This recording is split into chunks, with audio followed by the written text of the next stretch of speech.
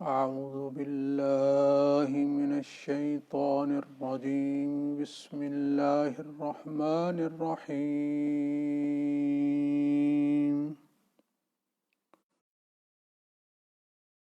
وزكريا إذ نادى ربه رب لا تذرني فردا وأنت خير الوارثين فاستجبنا له ووهبنا له يحيى وأصلحنا له زوجه إنهم كانوا يسارعون في الخيرات ويدعوننا رغبا ورهبا وكانوا لنا خاشعين صدق الله العلي العظيم اللهم صل على سيدنا محمد وعلى آل سيدنا محمد كما صليت على إبراهيم وعلى آل إبراهيم إنك حميد مجيد اللهم بارك على سيدنا محمد وعلى آل سيدنا محمد كما باركت على إبراهيم وعلى آل إبراهيم إنك حميد مجيد۔ میرے محترم سامعین کرام، اس وقت کی مجلس تفسیر قرآن کی مجلس ہے، درس قرآن کی مجلس، جس میں میں آپ سے مخاطب ہوں۔ اللہ تبارک و تعالی کا انتہائی کرم ہے، اس کی مہربانی ہے کہ اس نے ہمیں اپنے کلام پاک کی مجلس میں بیٹھنے کی، اپنے کلام پاک کے ترجمے کو سننے اور اس کی تفسیر کو سننے کی اللہ تبارک و تعالی ہمیں یہ سعادت نصیب فرما رہے ہیں اور یہ توفیق دے رہے ہیں کہ ہم اس کے کلام پاک کی تلاوت کر پائیں، اس کی آیات کریمہ کا ترجمہ کر پائیں اور اس کی تفسیر بیان کر سکیں، اور سننے والوں کی بھی بہت بڑی سعادت ہے کہ وہ اللہ رب العالمین کے کلام پاک کی تفسیر کو اپنے کانوں سے سن رہے ہیں۔ اس سے بڑھ کر وہ کیا خوش نصیبی ہو سکتی ہے ایک مسلمان کے لیے کہ اللہ تبارک و تعالی کے کلام پاک کو سننا، اس کی تفسیر کو سننا، ایسی مجلس میں بیٹھنا نصیب ہو جائے تو یہ سب سے بڑی سعادت اور یہ سب سے بڑی خوش قسمتی ہے۔ اور پھر بالخصوص مہینہ بھی رمضان المبارک جیسا مہینہ ہو، جس کی ہر گھڑی اور ہر لمحہ مبارک ہے، جس کی ہر گھڑی اور ہر لمحے کے اندر اللہ رب العالمین کی رحمت موسلا دار بارش کی طرح برس رہی ہو، تو میں یقیناً یہ کہوں گا کہ یہ اس مالک کا کرم ہے کہ جس نے ہمیں اس عظیم عمل کی توفیق عطا فرمائی اور عطا فرما رہے ہیں۔ اس پر جو آیات کریمہ پڑھی ہیں، ان کے اندر اللہ تبارک و تعالی کے پیغمبر حضرت زکریا علی نبینا علیہ الصلاۃ والسلام کا تذکرہ ہے۔ اگر آپ گزشتہ دروس کے اندر حاضری دیتے رہے ہیں، سنتے رہے ہیں، تو آپ کو معلوم ہونا چاہیے کہ یہ سورۃ الانبیاء کی آیات میں نے پڑھی ہیں، اور اس صورت کے اندر اللہ تبارک و تعالی نے چند انبیاء علیہ السلام کے قصوں کا تذکرہ فرمایا ہے، جن میں سے حضرت یونس علیہ السلام کے قصے کو بیان کیا گیا ہے، جس کو میں گزشتہ ہفتے بیان کر چکا ہوں۔ حضرت ایوب علیہ السلام کے قصے کو بیان کیا گیا ہے۔ حضرت سلیمان، ان کے والد حضرت داؤد علیہ السلام کے قصوں کو بیان کیا گیا ہے۔ حضرت زکریا علیہ السلام بڑھاپے کو پہنچ چکے تھے۔ ان کی عمر ایک قول کے مطابق 110 سال تھی، ایک قول کے مطابق 120 سال تھی، اور ایک قول 92 ایئر، ایک قول کے مطابق ان کی عمر 80 سال تھی۔ غرض یہ انتہائی بڑھاپے کی عمر کو جب پہنچے، ان کی بیوی کی عمر 98 سال تھی، یعنی 98 ایئرز کی تھی ان کی اہلیہ۔ لیکن تبارک و تعالی نے اندر بھی بیان فرمایا ہے، سورت مریم کے اندر بھی اس کا تذکرہ ہے، اور اس سورت مریم کے اندر بھی اللہ تذکرہ فرما رہے ہیں۔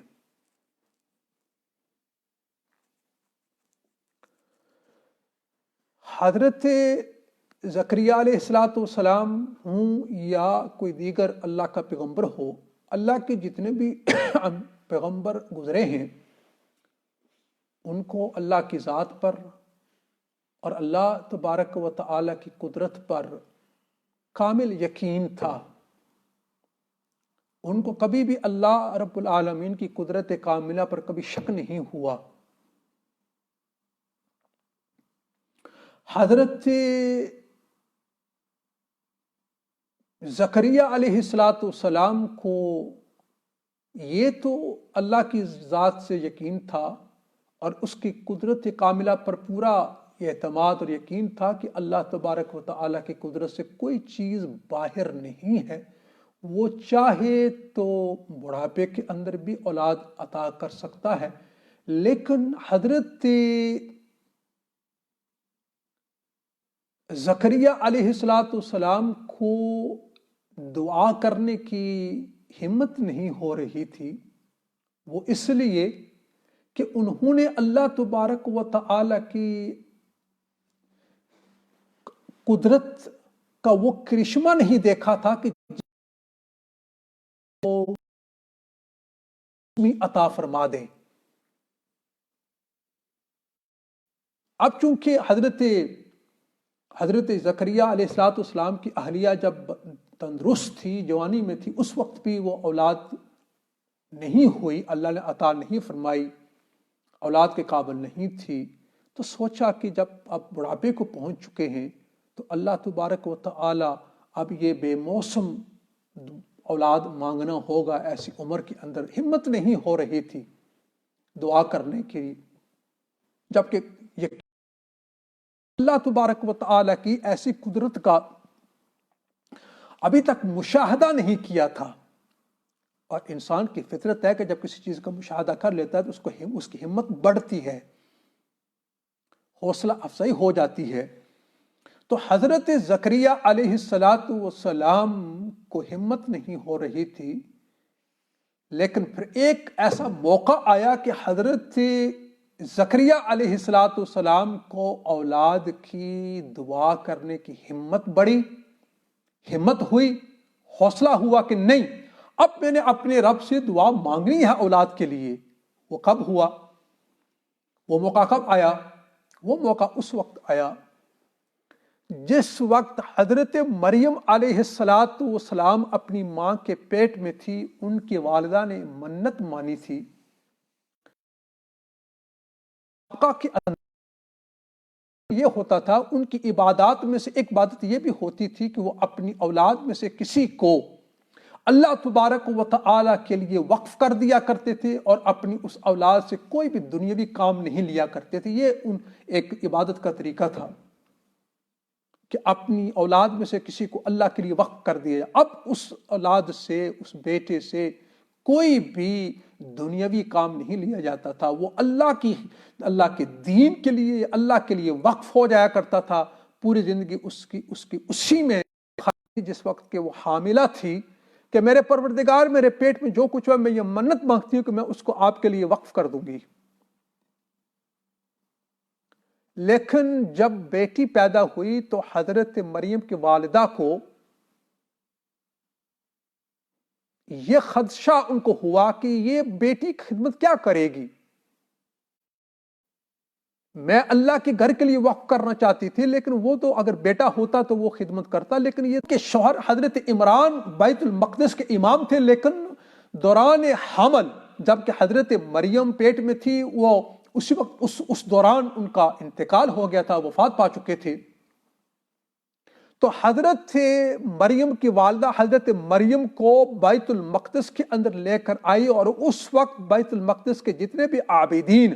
عبادت گزار، مجاورین جو وہاں یعنی اللہ تبارک و تعالیٰ کی عبادت میں مصروف تھے، وہاں ڈیرا لگائے ہوئے تھے، اللہ رب العالمین کے حضور وہ عبادت کرتے، اللہ تبارک و تعالیٰ کی عبادت میں مصروف رہتے، ان میں سے ایک حضرت زکریا علیہ السلام بھی تھے۔ تو حضرت مریم کی والدہ آ کر بیٹی کو پیش کیا کہ یہ میری بیٹی اللہ تبارک و تعالیٰ کی میں نے منت مانی تھی کہ میں اس کو وقف کروں گی، تو میں اس کو لے کر آئی ہوں۔ تو جتنے بھی وہاں عابدین تھے، مجاورین تھے، ہر ایک کی یہ خواہش ہوئی، تمنا ہوئی کہ یہ میری کفالت میں آ جائے۔ حضرت زکریا علیہ السلام نے فرمایا کہ میں اس کا زیادہ مستحق ہوں اس کی کفالت کا، وہ اس لیے کہ ان کی جو خالہ ہے وہ میری زوجیت کے اندر ہے، میری نکاح کے اندر ہے، میری بیوی ہے۔ تو خالہ جو ہوتی ہے وہ ماں کے ہوتی ہے، تو یہ اس کی خالہ اس کی بخوبی اس کی کفالت کرے گی، اس کی دیکھ بھال کرے گی۔ لیکن دیگر مجاورین نے اس کو تسلیم نہ کیا اور نہ مانا، اور وہ راضی نہ ہوئے۔ ہر ایک کا یہی اصرار تھا کہ میں ہی اس بچی کا کفیل بنوں اور یہ بچی میری کفالت میں آئے، اللہ تبارک و تعالیٰ کی خدمت کے لیے یہاں وقف ہو جائے۔ آخر کے اندر جب سب نہ مانے تو اللہ تبارک و تعالیٰ کی طرف سے اس وقت یہ طے ہوا، اور عجیب یعنی صورت طے ہوئی کہ یہ بچی کس کے نکاح میں کس کی کفالت میں آئے گی۔ جب یہ طے ہوا کہ قرعہ اندازی ہو، اس قرعہ اندازی کے اندر جس کا نام نکل آئے گا وہ بچی اسی کی کفالت میں جائے گی۔ اور وہ جو قرعہ اندازی تھی اس کا بھی طرز اور طریق بہت ہی انوکھا تھا، عجیب تھا۔ وہ یہ تھا، ہر ایک کو یہ حکم ہوا کہ تم میں سے ہر ایک اپنی قلم لے کر دریا کے اوپر چلا جائے اور اپنی قلم کو دریا میں پھینک دے، اور جس کی قلم پانی کے بہاؤ کے خلاف سمت کے اندر بہ جائے گی تو یہ بچی اسی کی کفالت میں آ جائے گی۔ تو جب سب نے قلمیں دریا کے اندر پھینکی تو حضرت زکریا علیہ السلام کی قلم وہ قلم تھی کہ جس طرف پانی بہ رہا تھا وہ قلم اس پانی کے مخالف سمت کے اندر بہنے لگی۔ تو پھر یہ طے پایا کہ حضرت زکریا ہی اس لڑکی کے کفیل ہوں گے۔ چنانچہ حضرت زکریا علیہ السلام کی کفالت میں حضرت مریم علیہ السلام آئیں، اور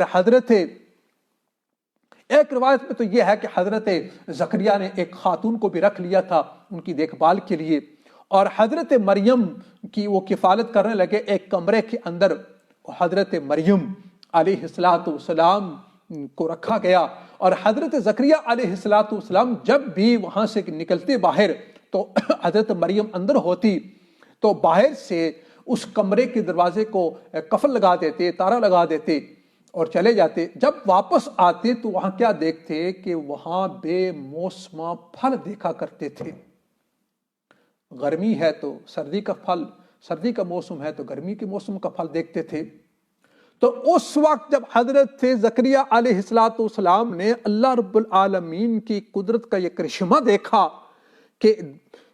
وہ کمرہ کہ جس کمرے کے اندر وہ بچی حضرت مریم ہے وہ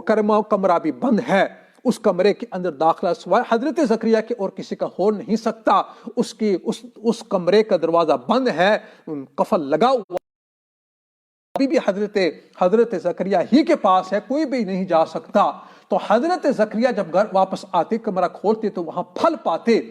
تو دیکھا کہ یہ پھل کہاں سے آیا، تو فرمایا کہ ان لکی ھذا، حضرت مریم سے پوچھا کہ یہ پھل کہاں سے آیا، تو فرمایا کہ یہ پھل تو اللہ تبارک و تعالیٰ کی طرف سے آیا۔ تو اللہ فرماتے ھنالک دعا زکریا ربہ، وہاں حضرت زکریا علیہ السلام کو پھر وہ دعا کی ہمت بڑھی کہ ہاں اللہ رب العالمین جس طرح بے موسم پھل دے سکتے ہیں، زکریا کو اللہ تبارک و تعالیٰ بے موسمی اولاد بھی دے سکتے ہیں، بڑھاپے کے اندر اولاد دے سکتے ہیں۔ اس وقت حضرت زکریا علیہ السلام کو دعا کرنے کی ہمت ہوئی اور اللہ تبارک و تعالیٰ کے سامنے دعا کی، اور پھر سورۃ مریم کے اندر اللہ تبارک و تعالیٰ نے حضرت مریم کی جو دعا نقل کی ہے، حضرت زکریا کی جو دعائیں نقل کی گئی ہیں اولاد کے سلسلے میں، اس کے اندر بڑا ہی ہمارے لیے سبق ہے۔ اس میں جب اپنی اولاد کے لیے دعا کر رہے تھے تو ایک دعا یہ کہ ربی ہب لی من لدنک ذریۃ طیبہ، اے میرے پروردگار تو مجھے عطا فرما۔ کہ انبیاء دعا کرنا یہ انبیاء علیہ السلام کی سنت ہے، کہ انبیاء علیہ السلام اس بشری، اس طبعی خواہش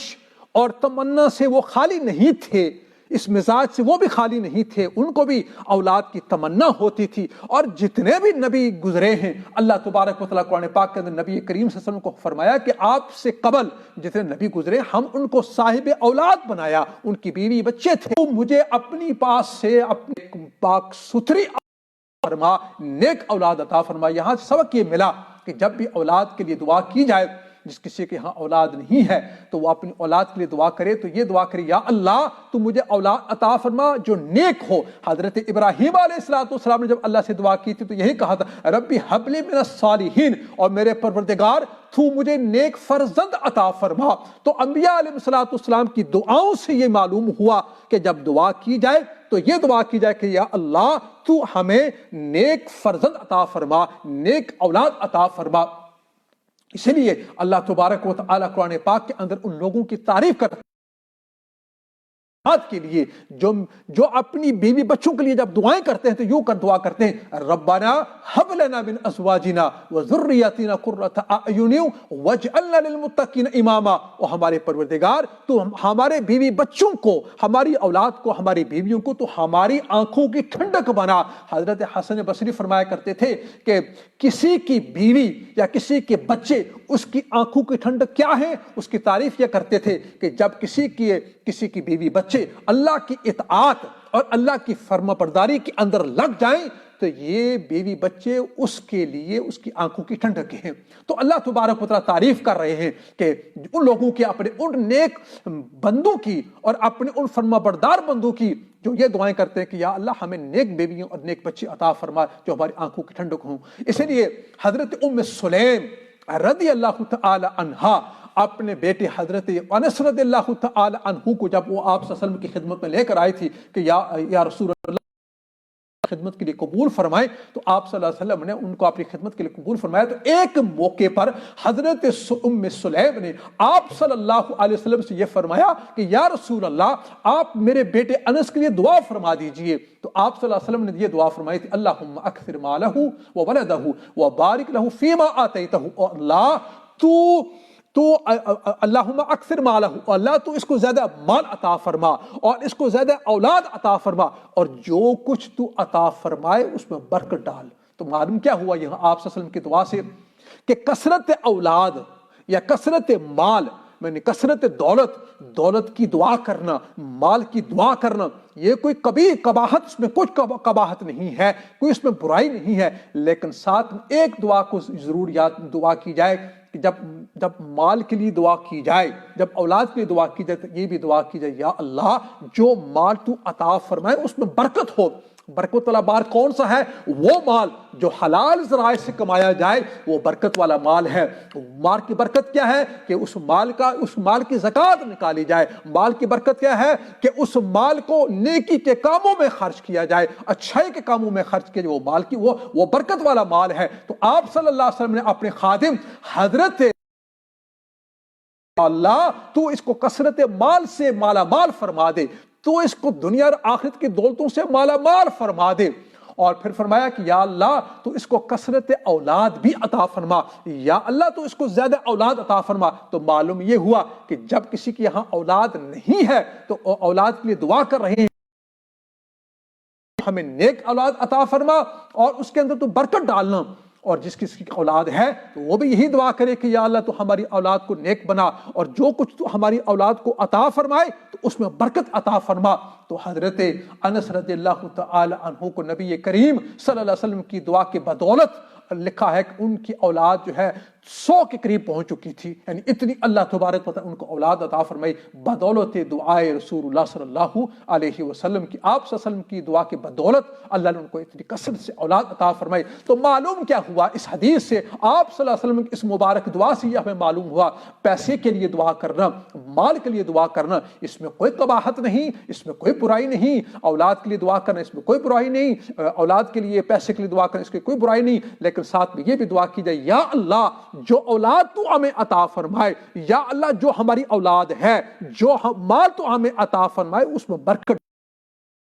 کسی چیز کے اندر برکت آ جاتی ہے تو پھر وہ چیز اس آدمی کے لیے دنیا کے لحاظ سے بھی اور آخرت کے لحاظ سے بھی نفع بخش ہوتی ہے۔ تو معلوم یہ ہوا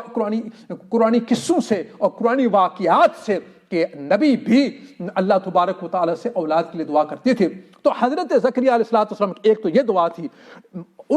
جب آپ نے ان دعاؤں کا سلسلہ شروع کیا اللہ تبارک و تعالیٰ سے، جب اللہ تبارک و تعالیٰ کی قدرت کا کرشمہ دیکھا تو پھر حضرت زکریا علیہ السلام کو دعا کرنے کا وہ ایک ہمت بڑی اور دعا کرنے کی جرت ہوئی، تو دعا کرنے لگے۔ تو کبھی تو اللہ سے دعا کرتے یا اللہ مجھے نیک اولاد عطا فرما، کبھی تو اپنی کمزوری کو اللہ تبارک و تعالیٰ کے سامنے بیان کرتے، میرے پروردگار میرے جسم کی ہڈیاں کمزور ہو چکی ہیں، میرے پروردگار میرے سر کے بال وہ سفید ہو چکے ہیں، اپنی کمزوری کو۔ اس یہاں سے معلوم کیا ہوا، علماء نے لکھا ہے کہ جب بھی دعا کی جائے تو اللہ تبارک و تعالی کے سامنے اپنی حاجتوں کو نام لے کر اپنی اللہ کے سامنے رکھیں۔ فرمایا علماء فرماتے ہیں جب یعنی اللہ کی پہلے تعریف کی جائے، اللہ تبارک دعا کے آداب میں سے یہ ہے پہلے اللہ کی تعریف کی جائے، الحمدللہ ہی پڑھی جائے، اور اس کے بعد درود شریف پڑھا جائے۔ اس لیے آپ صلی اللہ علیہ وسلم نے فرمایا کہ وہ دعا جس سے پہلے درود شریف نہ پڑھا جائے وہ لٹکی رہتی ہے۔ ہمیں چاہیے کہ آقا پاک صلی اللہ علیہ وسلم کی ذات عالی پر درود شریف کے تحائف بکثرت ہم بھیجیں، جتنا ہو سکے۔ اللہ تبارک و تعالی نے نبی کریم صلی اللہ علیہ وسلم کی ذات عالی پر درود شریف پڑھنے پر جو وعدے فرمائے ہیں اور جو اس کے اوپر اللہ کی رحمتیں نازل ہوتی ہیں، جو اس کے اوپر اللہ نے انعامات رکھے ہیں، انسان کی عقل جو ہے حیران رہ جاتی ہے کہ اللہ کے نبی پر درود شریف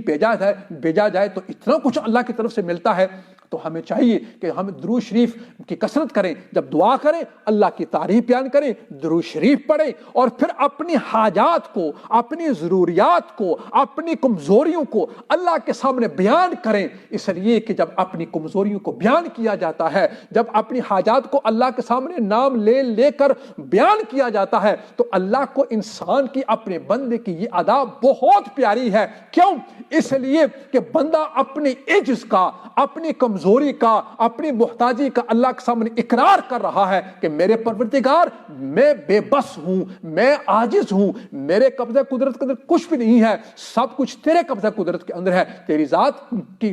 تو وہ ذات ہے کہ تیری قدرت کامل ہے، تیرا علم کامل ہے، تیرے علم کے اندر ہر چیز ہے، تیرے قدرت کے اندر ہر چیز ہے، تیرے خزانے وسیع ہیں، تیرے خزانے ہر چیز سے بھرے ہوئے ہیں۔ تو جب انسان اپنی عاجزی کو اللہ کے سامنے اس کا اظہار کرتا ہے، اللہ کے سامنے اس کو پیش کرتا ہے، تو اللہ تبارک و تعالی کی رحمت جوش میں آتی ہے کہ میرے بندے کو اس بات کا یقین ہو گیا ہے کہ میرے سوا اس کے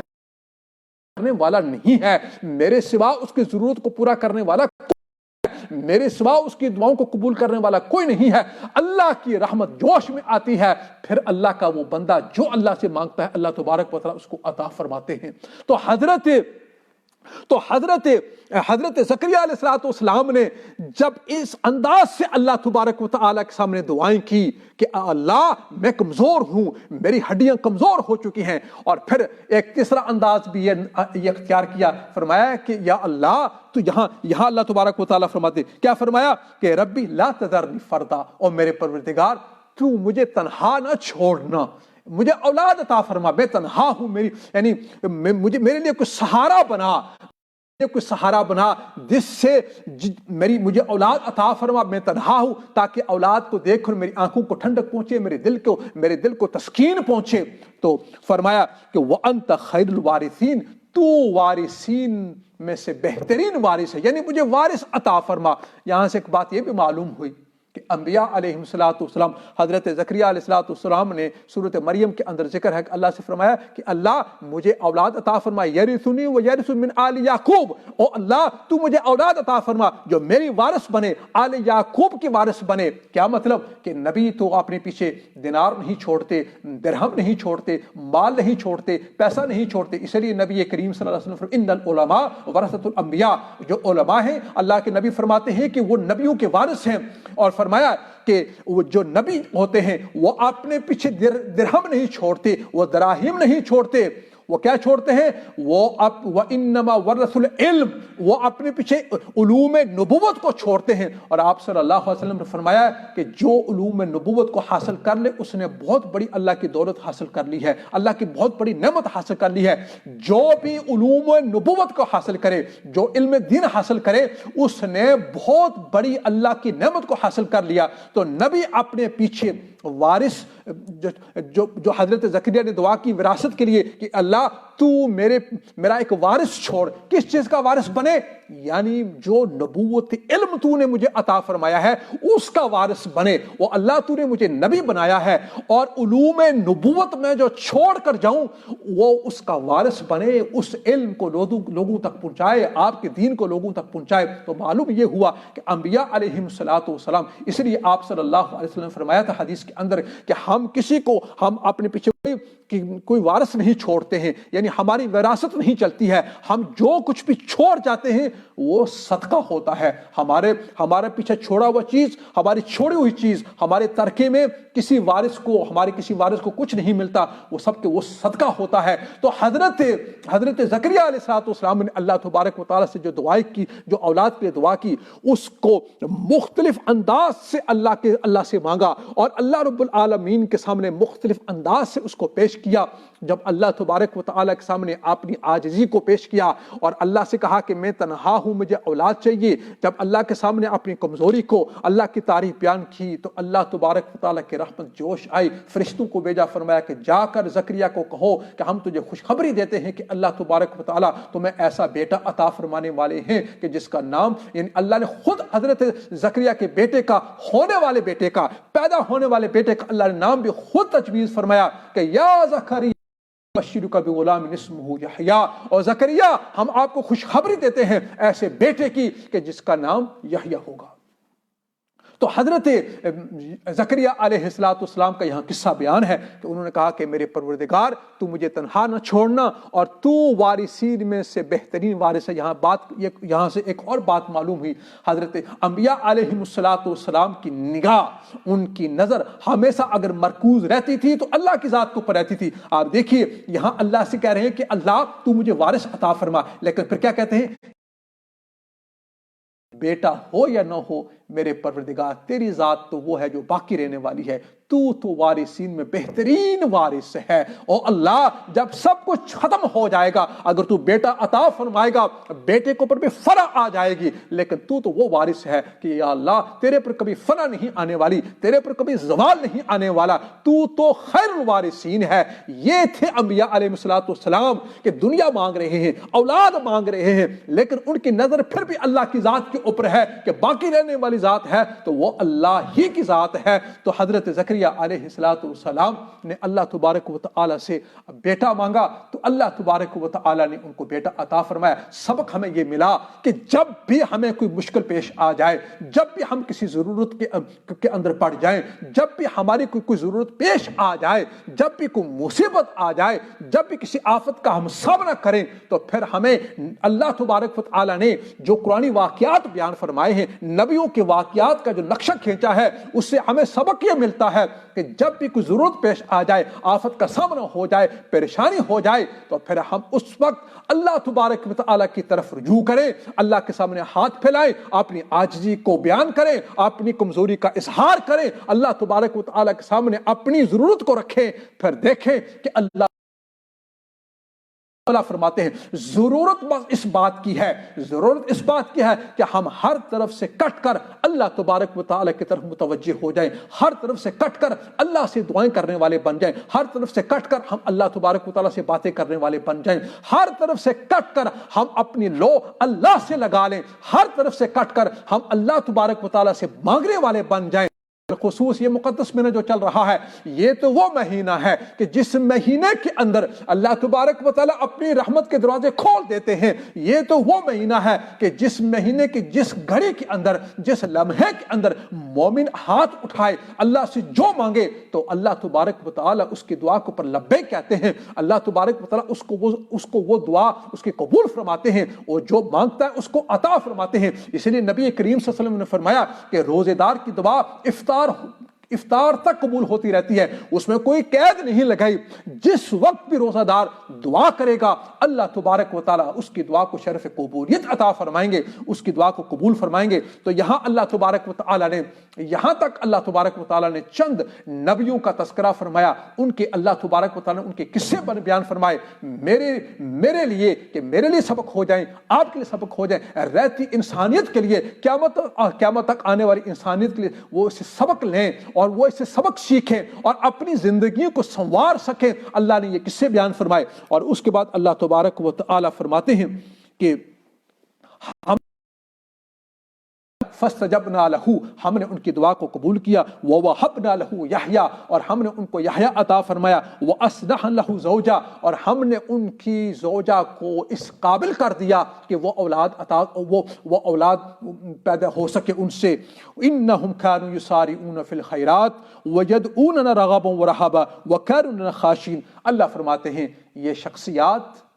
یہ حضرات جن کا تذکرہ ہم نے کیا ہے، حضرت زکریا علیہ السلام، حضرت یونس علیہ السلام، حضرت ایوب علیہ السلام، حضرت سلیمان علیہ السلام، حضرت داؤد علیہ السلام، اللہ فرماتے ہیں کہ یہ وہ حضرات تھے جو نیکی کے کاموں میں دوڑ لگاتے تھے، خیر کے کاموں میں، اچھائی کے کاموں میں، بلائی کے کاموں میں دوڑ لگاتے تھے۔ وَيَدْعُونَنَا رَغَبًا وَرَهَبًا، اور اللہ فرماتے ہیں ان کی شان یہ تھی جب وہ ہم کو پکارتے تھے تو کس حالت، کس کیفیت سے ہمیں پکارتے تھے؟ اللہ فرماتے جب وہ ہمیں پکارتے تھے تو ان کی کیفیت کیا ہوتی تھی؟ وہ امید و بیم کے درمیان، امید و خوف کے ساتھ وہ اللہ کو پکارتے تھے، اللہ کی ذات سے ان کو امید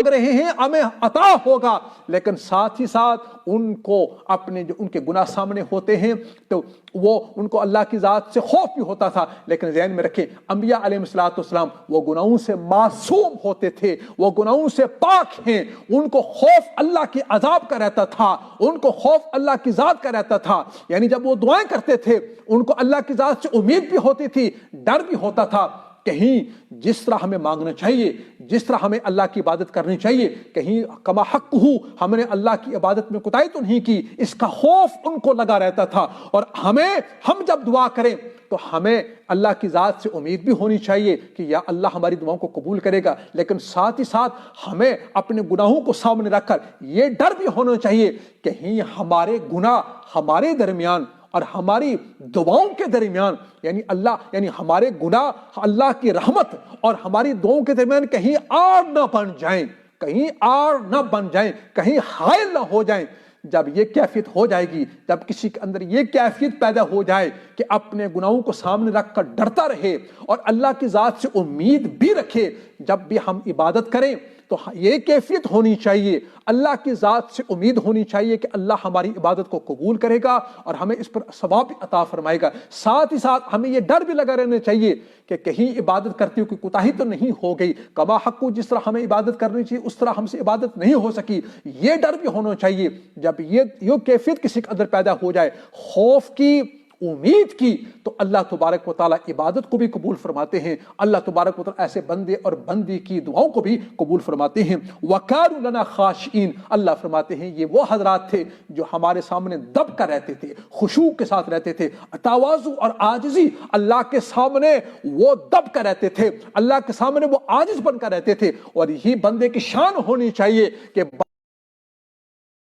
دب کر رہے، بندہ اپنے رب کے سامنے عاجز بن کر رہے، اس لیے کہ مالک تو مالک ہے، وہ مالک الملک ہے، وہ احکم الحاکمین ہے، وہ قادر ہے، وہ قادر مطلق ہے، ہم اس کے بندے ہیں، ہم اس کی مخلوق ہیں، ہم کمزور ہیں، ہم بے بس ہیں، اور ہمارا رب جو ہے وہ قادر مطلق ہے، اس کی قدرت میں ہر شے ہے، اس کے علم کے اندر ہے۔ بندے کو اللہ کے سامنے عاجز بن کر رہنا چاہیے، اور یہی صفت اللہ کو پسند ہے۔ جب کوئی اللہ سے عاجزی کرتا ہے، جب کوئی اللہ کے سامنے عاجز بن کر رہتا ہے، اللہ اس کو دنیا کی رفتیں، اللہ اس کو دنیا کی بلندیاں عطا فرماتے ہیں، اور اللہ تبارک و تعالیٰ اس کو آخرت کا ثواب عطا فرماتے ہیں۔ میں اللہ تبارک و تعالیٰ کی بارگاہ میں دعا کرتا ہوں کہ یا اللہ تو ہماری ان مجالس کو اپنی بارگاہ عالیہ کے اندر قبول فرما، یا اللہ اپنے کلام پاک کے صدقے ہمارے حال پر رحم فرما، یا اللہ اس ماہ مقدس کی برکت سے ہماری دعاؤں کو قبول فرما، یا اللہ تو اس ماہ مقدس کی برکت سے اور اپنے کلام کی برکت سے یا اللہ ہم میں سے ہر ایک کے حال پر رحم فرما، بیماروں کو شفا عطا فرما، بے اولادوں کو اولاد صالحہ نصیب فرما، جن کی اولاد ہے ان کی اولاد کو نیک بنا۔ یا اللہ تو محض اپنے فضل و کرم سے ہمارے حال پر رحم فرما، جس وقت اس دنیا سے جانے کا وقت آئے تو یا اللہ ہمیں ایمان کے ساتھ اس دنیا سے لے جانا، یا الہ العالمین۔ یا اللہ جو بھی جس مرض کے اندر مبتلا ہے اس کو میرا دائیں